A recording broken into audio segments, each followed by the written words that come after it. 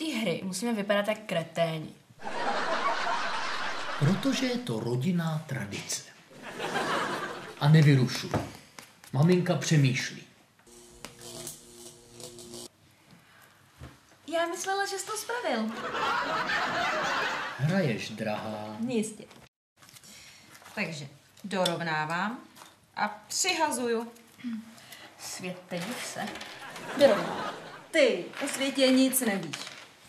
Ale tady tatínek by ti o něm mohl něco říct. Viď, Karle? Ano, svět.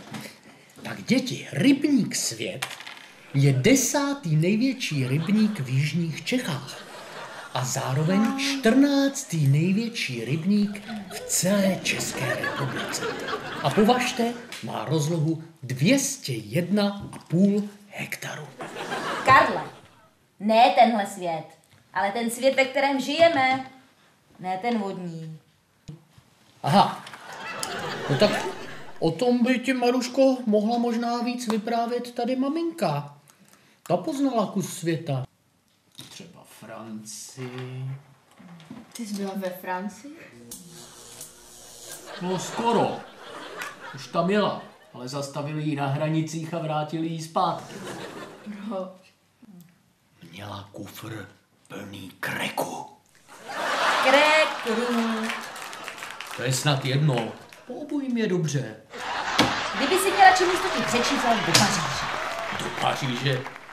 Co bychom tam dělali? Tam nemají ani ty naše oblíbené preclíky.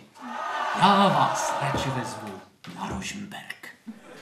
Rožmberk je totiž největší rybník nejen v celých Čechách, ale dokonce i na celém světě. Tedy pokud samozřejmě připustíme určitou definici rybníku. Tati, pojedeme na Rožmberk? Ne. Samozřejmě.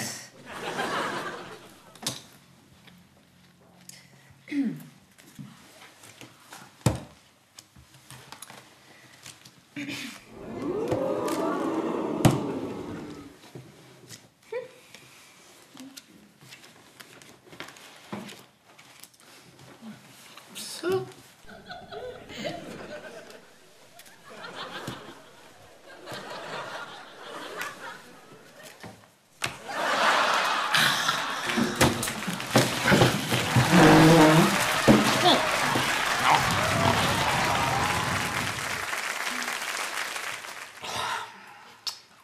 No,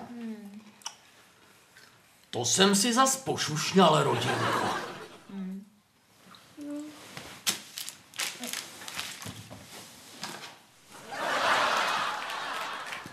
Asi se budeme muset zahrát znovu.